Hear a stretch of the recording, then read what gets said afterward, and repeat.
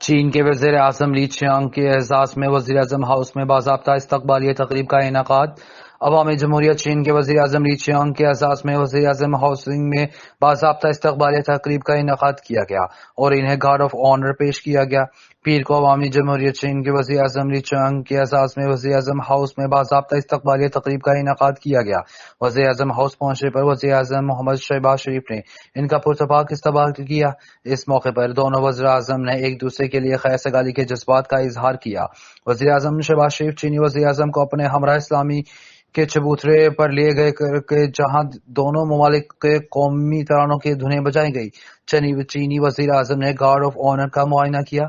تینوں مسلح فوج کے چاق و چوبند دستے نے چین کے وزیر اعظم کو سلامی دی۔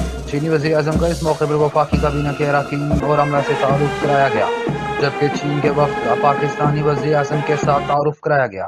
چین کے وزیر اعظم نے وزیر اعظم شہباز شریف کے ساتھ مل کر وزیر اعظم ہاؤس کے احاطے میں یادگار کے طور پر پودا بھی لگایا۔